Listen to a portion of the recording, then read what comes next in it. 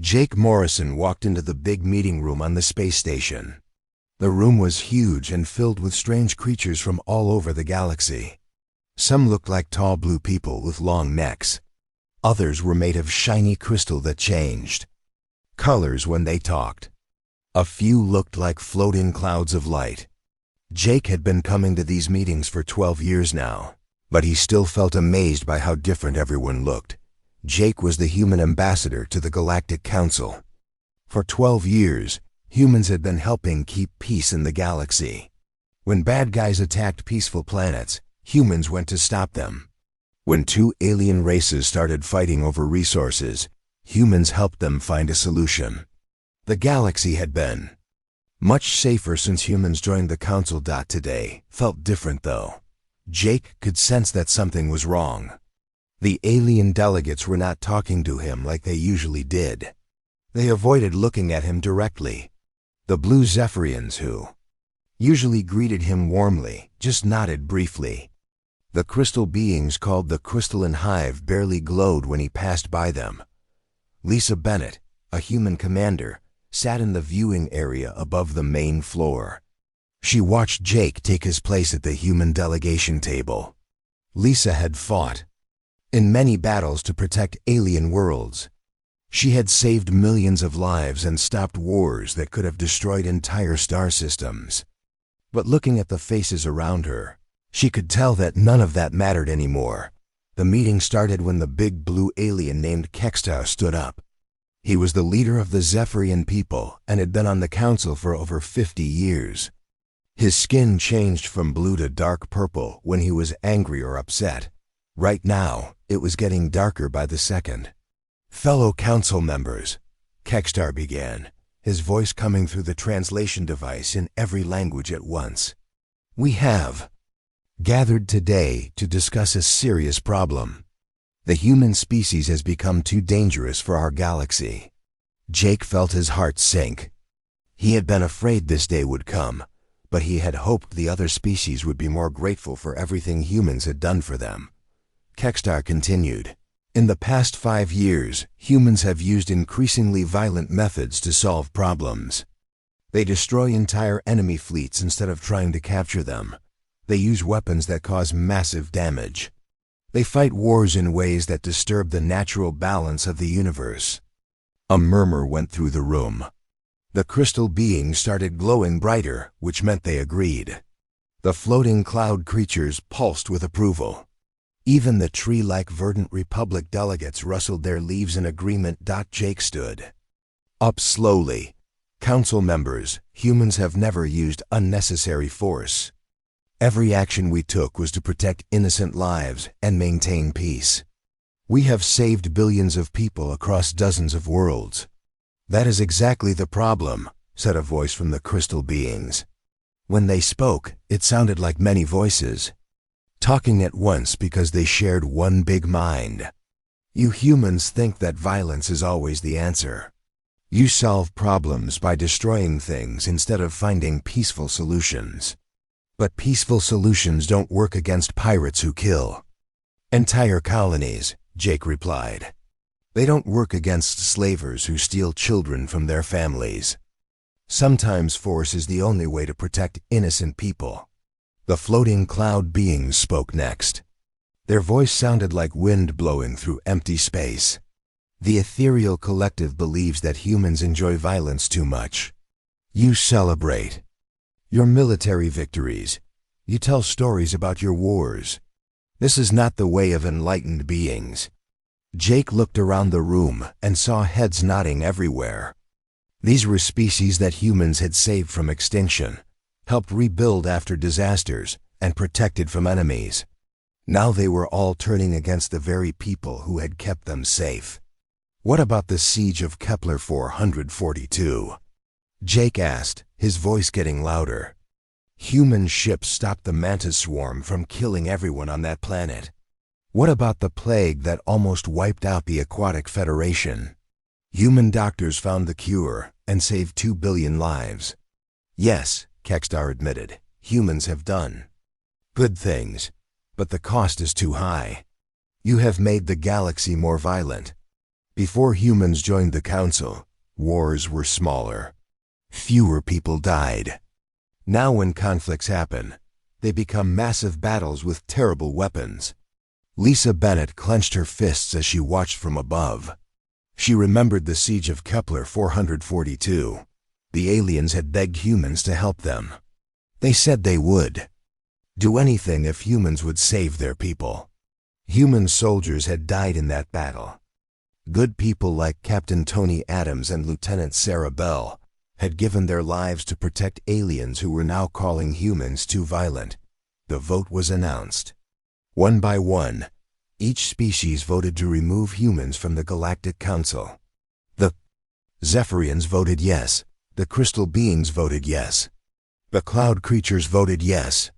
Even the Aquatic Federation, whose entire civilization existed because of human help, voted yes. Only the nomadic wanderers, who rarely took sides in anything, chose not to vote at all. Jake felt numb as he listened to the final decision. Humans were banned from all council activities. Human ships could not use the major space lanes that connected different parts of the galaxy. Human traders could not sell goods to alien worlds. All humans had to return to their home solar system and stay there. If humans try to leave their solar system or interfere in galactic affairs, Kextar announced, the entire council will unite to stop them by force. The room fell silent. Everyone expected Jake to argue or make threats or at least ask for more time. Instead, Jake did something that surprised everyone. He walked over to his desk and picked up his ambassador credentials, the special documents that proved he represented humanity. He placed them on the speaking platform where everyone could see them. Then he turned and walked toward the exit. One by one, every human in the room followed him. Commander Lisa Bennett stood up from her seat in the viewing area. She looked down at all the alien delegates one last time. Some of them were starting to look uncomfortable, as if they were realizing they might have made a mistake. Dr. Rachel Stone, the human scientist who had saved the Aquatic Federation from the plague, gathered her research materials. She had been working on a new medicine that could help 3 different alien species fight off a deadly disease. She closed her computer and followed Jake toward the door. Captain Elena Price, who had spent 8 years helping the Aquatic Federation rebuild their underwater cities, packed up her engineering plans. Admiral Carl Rodriguez, who had won more battles than any other commander in galactic history, collected his military reports. None of the humans said a word. They didn't argue, or complain, or make threats.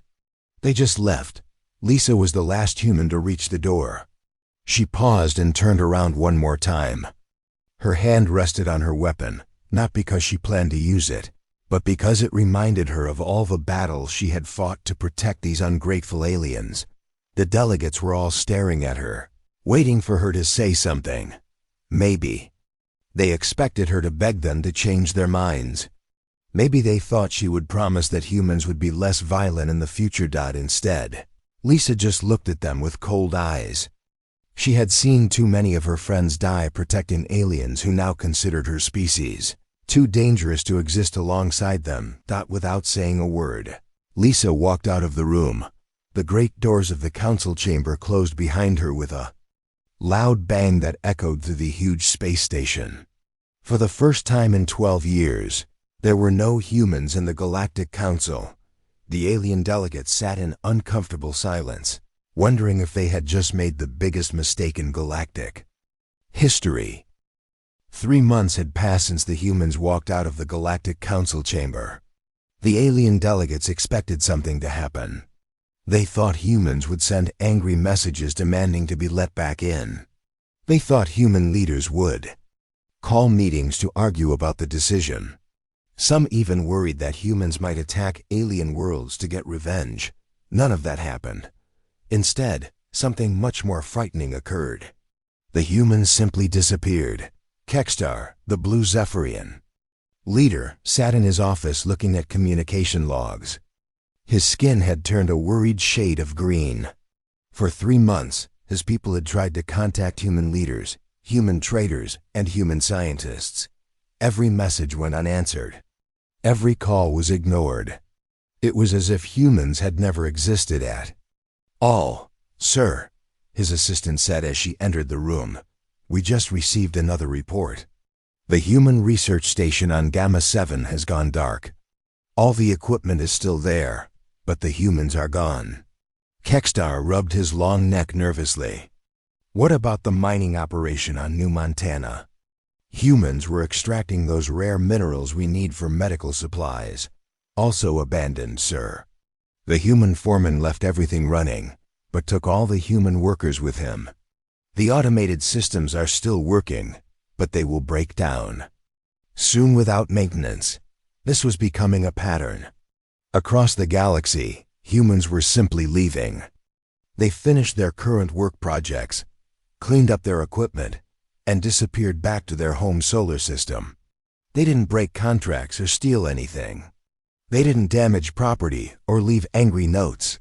They just left quietly, like guests leaving a party without saying goodbye. Admiral Carl Rodriguez had been the most famous military commander in the galaxy. His strategies had saved countless lives and won impossible battles. The Ethereal Collective had tried to hire him as a private consultant, offering him more money than most planets made in a year. Their messages bounced back with a simple automated response: "This communication address is no longer active." Dr. Rachel Stone had been working on a cure for chromatic decay, a disease that was slowly killing members of 7 different alien species. Her research was almost complete.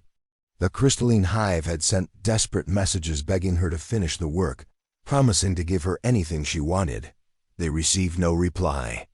Her laboratory was found empty except for a data crystal containing all her research notes and a simple message: "Find someone else to finish this." The silence was making everyone nervous.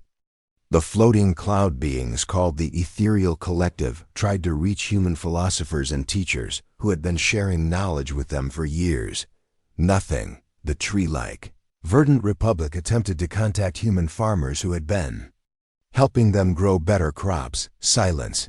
Even the Aquatic Federation, whose entire civilization depended on human engineering, found their calls ignored. Captain Elena Price had been living on the Aquatic Federation's home world for 8 years. She had designed their underwater cities and trained their engineers to maintain the complex systems that kept millions of people alive under the ocean. One morning, the Federation's Prime Minister went to her office to discuss a new construction project. The office was empty. On his desk, he found a single data pad. It contained complete blueprints for every system Elena had ever designed, detailed maintenance instructions, and training materials for local engineers. At the bottom was a short note: "You said you don't need human help anymore. Good luck." The Prime Minister stared at the datapad with growing horror. Elena had been more than just an engineer. She had been a friend, a teacher, and a bridge between human and aquatic cultures. Now she was gone, and her absence felt like a hole in the fabric of their society. Similar scenes were playing out across the galaxy. On the industrial world of Forge Prime, human technicians had been maintaining the massive factories that produced medical equipment for half the galaxy. One day, the alien supervisors arrived to find the humans gone and the factories running on automated systems that would only last a few more weeks. On the agricultural world of Green Valley, human crop specialists had been working with local farmers to develop new food varieties that could feed billions of people. The humans left behind detailed growing instructions and seed samples, but without their expertise, the complex genetic modifications would be impossible to continue. Pete Clark, the human foreman of the New Montana mining operation, had been one of the last humans to leave alien space. As he watched his team pack up their personal belongings, he thought about the medical compounds they had been extracting. These rare minerals could only be found on New Montana, and only humans had figured out how to extract them safely. Without These compounds, alien doctors would not be able to treat several deadly diseases. "Are you sure about this, boss?" asked his assistant, Maria Lopez. "The Zephyrians really need these medicines. People are going to die without them." Pete looked at the communication device that had been sitting silent on his desk for weeks. No alien government had even tried to contact him directly. They probably didn't think a simple mining foreman was important enough to talk to. "Maria," he said quietly, "we spent 12 years risking our lives to help these people. We lost friends in their wars. We worked in dangerous conditions to keep their people healthy. And when they had to choose between keeping us around or throwing us away, they chose to throw us away." "But innocent people will suffer," Maria said. "Innocent people have been suffering all along," Pete replied. "The difference is that now it's not our job to fix it." The transport ship arrived the next day to take Pete and his team home.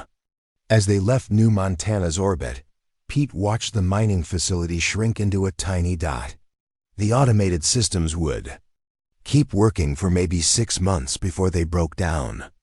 After that, the galaxy would have to find another source for those life-saving compounds. Back on the Council space station, the alien delegates were starting to panic. At first they had told themselves that humans were just being childish. They expected the humans to come crawling back within a few weeks, begging to be let back into the Council dot instead.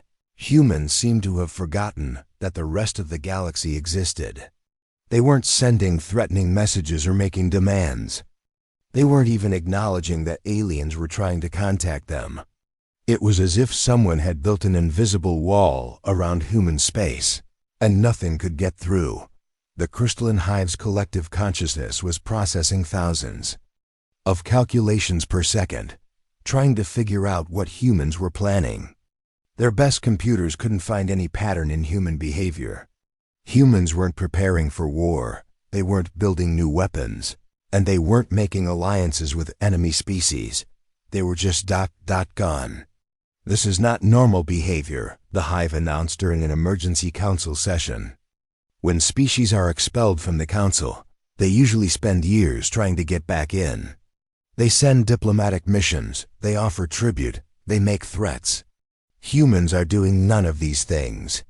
The ethereal collective's representative, a swirling mass of glowing gas, pulsed with confusion. Perhaps they are planning something. Perhaps the silence is preparation for revenge. "No," Kekstar said, his skin now a sickly yellow color. "I've been studying human behavior for years. This isn't planning or preparation. This is dismissal. They're treating us like we don't exist." The room fell silent as the implications sank in. Humans weren't angry at the council. They weren't plotting revenge or planning to win back their membership. They had simply decided that the galaxy wasn't worth their time anymore. And that realization was more terrifying than any threat could have been. 6 months after the humans disappeared, the first real disaster struck the galaxy. It started with a distress signal from the peaceful farming world of Haven Colony. The message was short and filled with terror. "The mantis swarm is attacking. Please send help immediately." The mantis swarm was exactly what their name suggested. Billions of giant insect-like creatures that moved through space in huge groups, eating everything in their path. They had no interest in talking or making deals. They only wanted to consume and destroy. For years, human patrol ships had kept them away from populated systems by attacking their scout groups before they could report back to the main swarm. Now there were no human patrol ships. Counselor Vexthara of the Ethereal Collective received the distress call in her floating crystal palace. Her gaseous form swirled with panic as she realized the magnitude of the problem. Without humans, who would stop the mantis swarm? She quickly accessed the Galactic military database, searching for non-human solutions to the mantis threat. The computer's analysis was horrifying. To stop the swarm without human help would require combining the fleets of 7 different species. Even then, The estimated casualties would be over 3 billion lives. This cannot be correct, Vexthara whispered to herself. But as she ran the calculations again and again, the numbers stayed the same. Humans had always made fighting the mantis swarm look easy because they were so good at it. Without them, it would be a massacre. The emergency council meeting was chaos. Representatives from 17 species argued about who should send ships and who should pay for the military operation. The Zephyrians wanted the crystalline hive to provide the heavy weapons. The hive wanted the Verdant Republic to send their defensive fleets. Everyone wanted someone else to take the biggest risks. "Where is Admiral Rodriguez when we need him?" muttered the Aquatic Federation's representative. Admiral Carl Rodriguez had been humanity's greatest military leader. He could have organized a defense with half the ships and a tenth of the casualties. "Admiral Rodriguez is in human space where we sent him," Kextar replied bitterly. His skin had turned a permanent shade of gray from stress, along with every other human military expert. It took 3 weeks to organize a response fleet. By then, the mantis swarm had destroyed Haven Colony and 2 neighboring systems. When the alien coalition finally arrived, they found themselves facing an enemy that had grown stronger by eating everything in its path. The battle was a nightmare. Alien ships that had never worked together struggled to coordinate their attacks. Communication systems that had been designed by humans broke down under combat stress. Weapon systems that human engineers had maintained began failing at the worst possible moments. Captain Kelly Thompson had been right when she warned them years ago that human logistics networks were the backbone of galactic shipping. Without human-operated cargo vessels, supply ships, and maintenance crews, the alien fleet ran out of ammunition and spare parts within days. The final casualty count was 4.7 billion lives. The mantis swarm was eventually stopped, but at a cost. That made the entire galaxy shudder.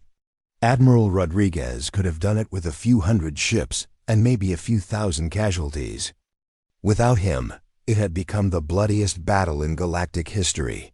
Meanwhile, on the trade hub of Nexus Prime, a different kind of disaster was unfolding. The massive space station had been the center of galactic commerce for over a century. Ships from every species came here to buy and sell goods from across the galaxy.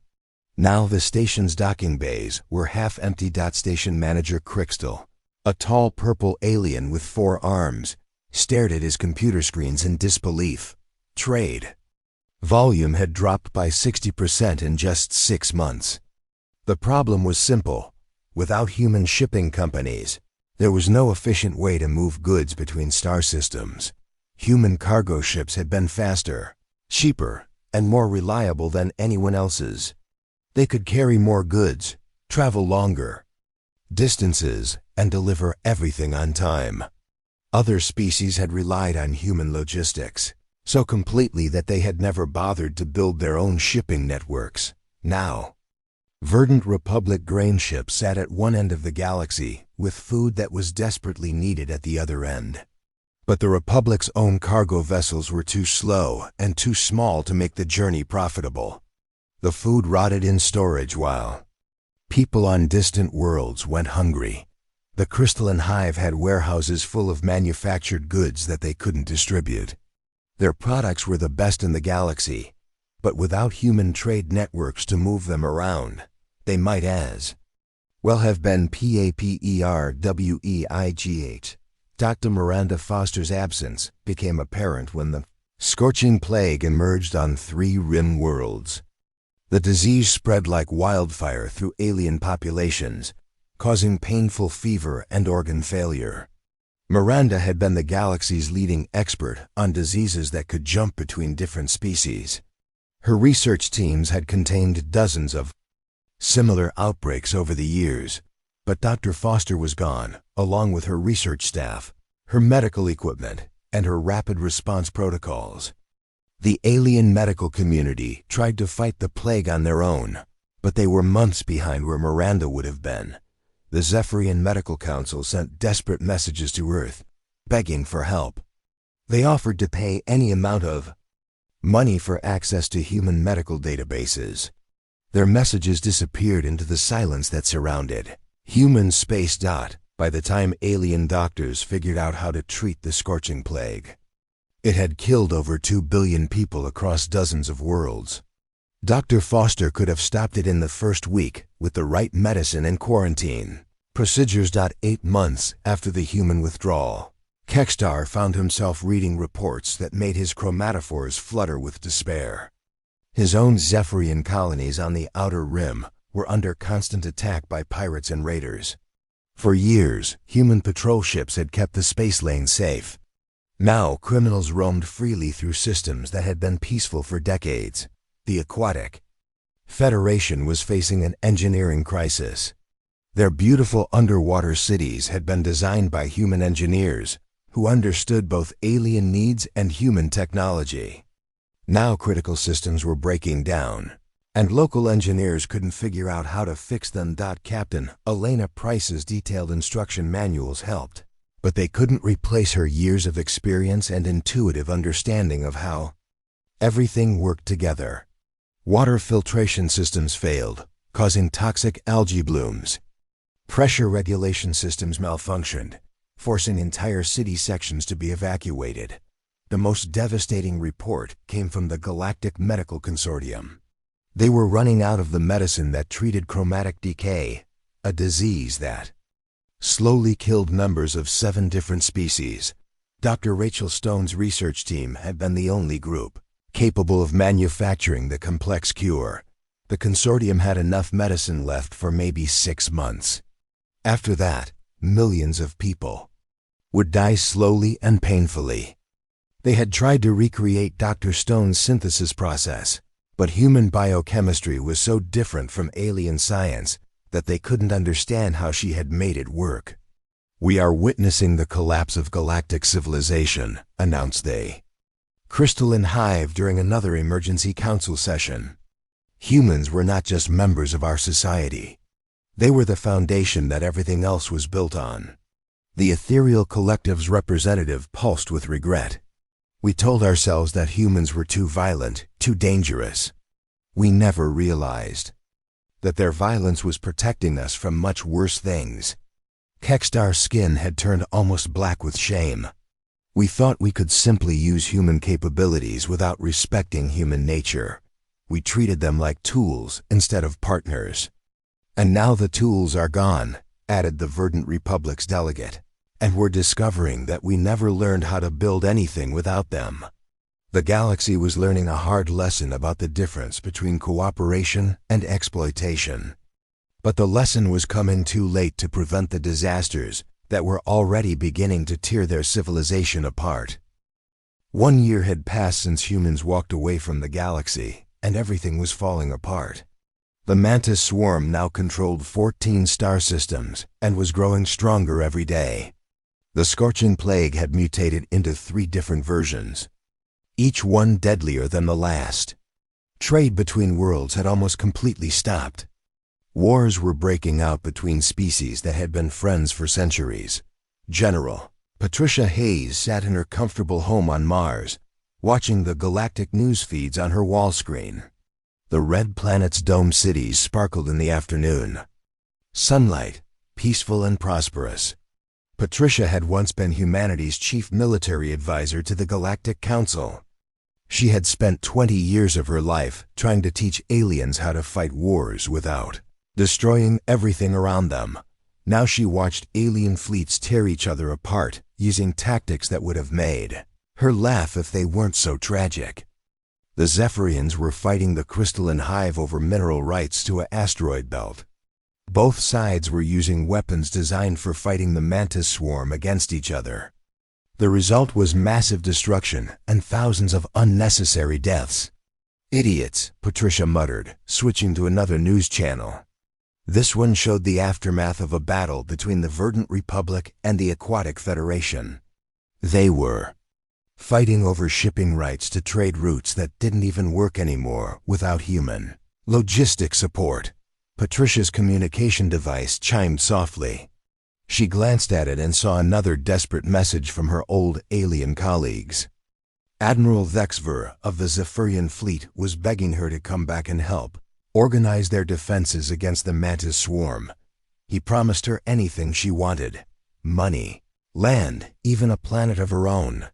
She deleted the message without reading. All of it. She had stopped reading alien communications months ago. They were all the same, desperate pleas for help mixed with promises they had no intention of keeping. On Earth, Director Alan Cooper was overseeing the final disconnection of the last galactic communication arrays. These massive dishes had once carried messages and data between Earth and thousands of alien worlds. Now they were being dismantled and their parts used for purely human projects. "Sir," his assistant said, "we're getting reports that several alien fleets are trying to approach the outer edge of our solar system. They're not armed, but they're carrying what looks like diplomatic flags." Alan barely looked up from his work. "Standard response. Tell them the solar system is close to alien vessels and escort them back to the boundary. Should we at least listen to what they want to say?" Alan stopped working and looked at his assistant with tired eyes. "Danny, I spent 15 years of my life working with aliens. I helped them build communication networks, shared our technology with them, and tried to bridge the gap between human and alien cultures. When they had to choose between keeping us around or throwing us away, what did they choose?" Danny looked uncomfortable. "They threw us away, sir." "Exactly. Now they want our help again because their galaxy is falling apart. But they haven't learned anything. They still think they can use us when it's convenient and get rid of us when it's not." The terraforming project on New Eden was moving faster than anyone had expected. Dr. Nancy Blake's research team had made incredible breakthroughs in atmospheric engineering and soil chemistry. Without having to share their discoveries with alien species, human scientists could focus entirely on projects that benefited humanity. "We're 3 years ahead of schedule," Nancy reported to the Colonial Development Board. "The planet should be ready for full colonization within 5 years instead of 8. Captain Roy Miller's exploration fleets were mapping star systems far beyond the galactic rim, searching for worlds that humanity could claim without any alien interference. They had found 12 promising planets so far, all of them rich in resources and completely uninhabited. It's amazing how much we can accomplish when we're not constantly running off to save ungrateful aliens," Roy told his crew during their LATEST mission briefing. Meanwhile, the Galactic Council was dying a slow death. Only 8 species were still participating in regular meetings. The others had either been conquered by the Mantis swarm, destroyed by disease, or had withdrawn to focus on their own survival. The beautiful council chamber that had once hosted representatives from dozens of species now felt empty and cold. Where there had once been cooperation and shared purpose, there was now suspicion and competition for increasingly scarce resources. The Aquatic Federation had pulled out of 3 major joint ventures, claiming they could no longer afford the costs without human economic support. The Crystalline Hive was making secret deals with former enemies, trying to secure resources that had once been freely shared through human trade networks. Ambassador Kekstar, now bearing scars from multiple assassination attempts by his own angry people, stood before the nearly empty chamber. His once proud blue skin had turned a permanent gray from stress and shame. "We have no choice but to face the truth," he said to the handful of remaining delegates. "We made the worst mistake in galactic history. We didn't just lose the humans. As members of our council, we lost them as the foundation of our entire civilization." The ethereal collective's representative pulsed weakly.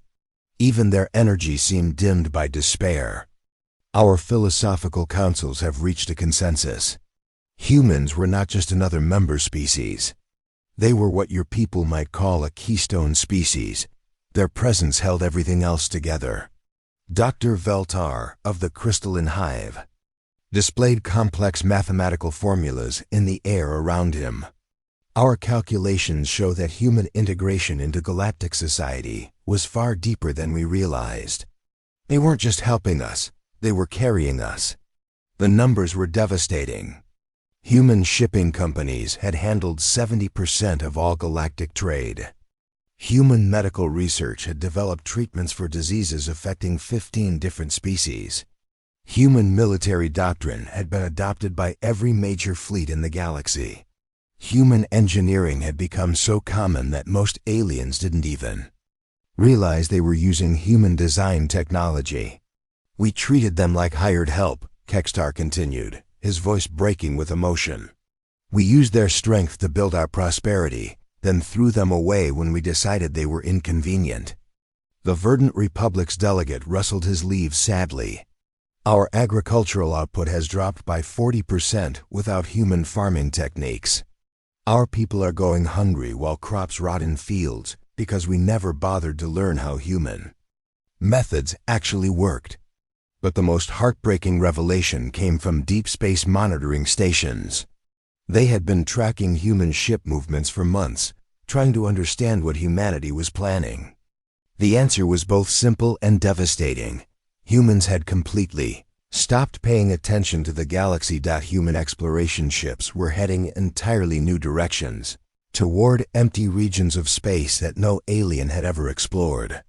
Human research stations were focusing on purely human projects. Human colonies were being built in systems so far away that they might as well have been in a different universe. They're not ignoring us out of anger, Dr. Veltar realized with growing horror. They're ignoring us because they've genuinely moved on. We are no longer relevant to their civilization. The aliens had always assumed that humans needed the galaxy as much as the galaxy needed humans. They thought humans would come crawling back once they realized how much they depended on alien resources and markets. Instead, humans had proven that they could build their own civilization without any alien help at all. They were exploring new worlds, developing new technologies, and creating new trade networks that had nothing to do with the species that had rejected them. The galaxy was collapsing, but humanity was thriving. And that realization was more painful than any military defeat could have been. For the first time in galactic history, an entire species had simply walked away from the community of worlds and decided to build something better on their own. The aliens were discovering too late that respect wasn't something you could take back once you had thrown it away. 2 years had passed since humanity's withdrawal from the galaxy, and what remained of galactic civilization was dying. The Mantis swarm now controlled almost a quarter of all known space. The scorching plague had killed over 6 billion beings. Across 47 worlds, ancient trade routes that had connected civilizations for thousands of years lay empty and broken. Wars raged between former allies as they fought over the scraps of what had once been a thriving galactic community. The Galactic Council, once a proud assembly of dozens of species, now consisted of only 7 surviving members. The beautiful council chamber felt like a tomb, its empty seats serving as silent reminders of civilizations that had been destroyed or had simply given up trying to participate in galactic affairs. Ambassador Kextar stood at the center of the nearly empty chamber. His once vibrant blue skin had turned a sickly pale color, and deep scars covered his face from the many attacks by his own people who blamed him for the current crisis. He had not slept properly in months, and his hands shook as he addressed the few remaining delegates. "Fellow survivors," he began, his voice hoarse with exhaustion, "we have reached the end. Our fleets are destroyed, our economies have collapsed, our people are dying from diseases we cannot cure. We have only one option left." The ethereal collective's representative pulsed weakly, her once bright energy now barely visible. "You cannot be suggesting what I think you are suggesting." "I am," Kextar replied firmly. "We must go to humanity. We must beg for their forgiveness." The words hung in the air like a death sentence. The proud crystalline hive, whose collective Intelligence had once solved problems that seemed impossible, dimmed with shame. The ancient verdant republic, whose civilization was older than most stars, rustled their leaves in defeat. "Beg," whispered the Aquatic Federation's representative. "We are asking the Council to officially beg." "Yes," Kekstar said, his voice growing stronger. "We must humble ourselves completely. We must admit that we were wrong about everything. We must offer them whatever they want and hope that they are more merciful than we were." Dr. Veltar of the Crystalline Hive ran countless calculations through his shared consciousness. Every possible scenario ended the same way. Without human help, galactic civilization would be extinct within 5 years. The mathematics are clear. Humiliation is better than extinction. It took 3 weeks to organize the largest diplomatic fleet in galactic history. Ships from every surviving species were gathered together, not to fight a war or explore new worlds, but to grovel before the species they had once rejected. The fleet included the most advanced vessels each species could provide, all filled with gifts, tribute, and formal documents of surrender. The flagship was a massive Zephyrian vessel that had been hastily converted from a battleship into a diplomatic transport. Aboard this ship, the galaxy's most senior leaders prepared for the most humiliating mission any of them had ever undertaken. As the fleet approached the edge of human space, they were met by a single human ship. It was sleek and modern, clearly built with technology that had advanced far beyond anything the aliens remembered.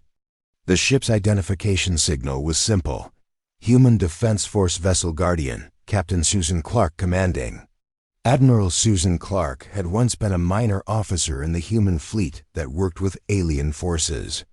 Now she held the newly created position of Secretary of Alien Affairs, a job that mostly involved telling aliens to go away. She looked at the massive alien fleet on her screen with the same expression she might use when looking at an annoying insect. "Alien vessels," she said in a calm, professional voice. "You are approaching restricted human space. State your business." The reply came from Kekstar himself, speaking from the flagship's communication center. His voice was filled with desperation and shame. "Admiral Clark, I am Ambassador Kekstar of the former Galactic Council. We come to request an audience with human leadership. We have gifts and formal apologies.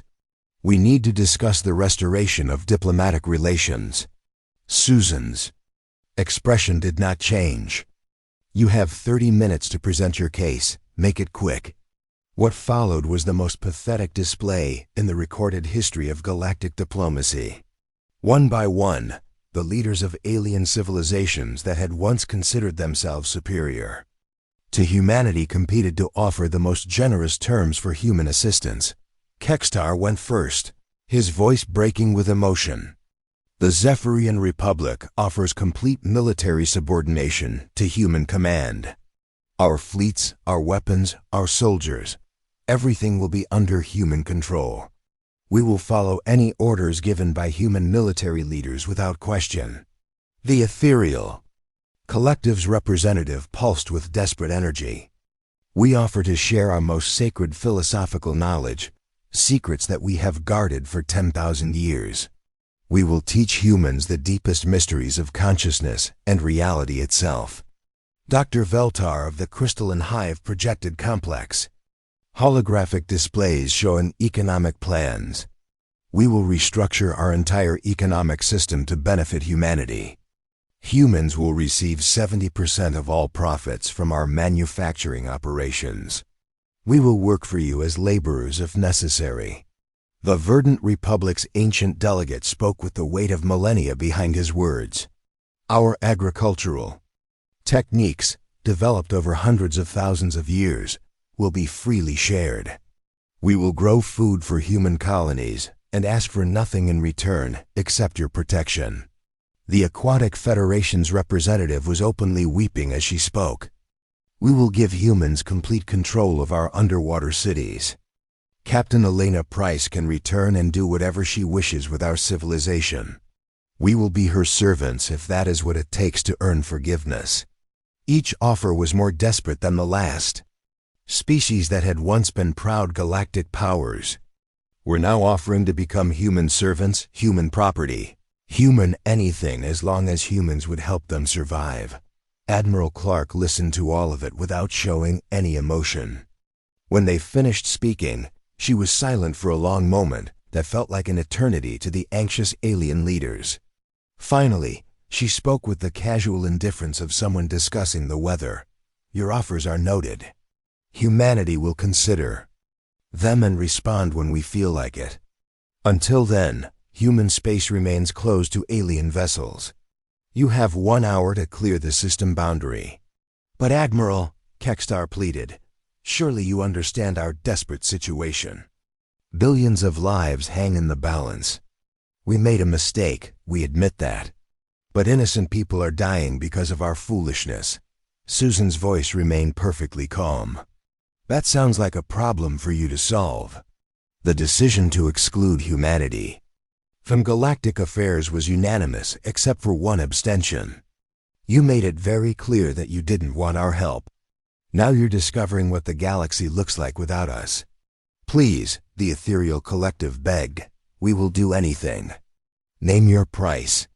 We know we treated you badly, but surely your compassion will not let entire civilizations die for the mistakes of their leaders. Compassion? Susan repeated, and for the first time, there was a hint of emotion in her voice. Where was your compassion when you voted to exile the species that had saved your lives countless times? Where was your compassion when human soldiers died protecting your worlds? You threw us away like garbage when we became inconvenient. Now you want us to come running back because you can't handle things without us. The alien fleet lingered at the edge of human space, hoping for some sign of mercy, some indication that their pleas had made an impact. Instead, they watched human escort ships approach with the clear intention of forcing them to leave. As the alien ships slowly turned away from human space, their leaders finally understood the full magnitude of their mistake. Humanity hadn't just walked away from the Galactic Council, they had walked away from the galaxy itself. And now, as their civilizations crumbled around them, they realized that earning forgiveness from a species they had wronged might be impossible. Back on Earth, former Ambassador Jake Morrison sat in his small apartment overlooking the Pacific Ocean. He read the reports of the alien diplomatic mission with quiet satisfaction. For 40 years, he had believed in the possibility of true partnership between species. The aliens had taught him that such partnership was impossible when it was built on inequality and exploitation. As he watched the sunset paint the sky in brilliant orange and red, Jake wondered if the galaxy would survive long enough to learn the lesson humanity had tried to teach them. Respect wasn't something you could demand, but something you had to earn. And once you threw it away, you might never get it back. The stars above held no answers, only the cold silence of a universe where humanity had chosen to walk its own path, regardless of who begged them to return.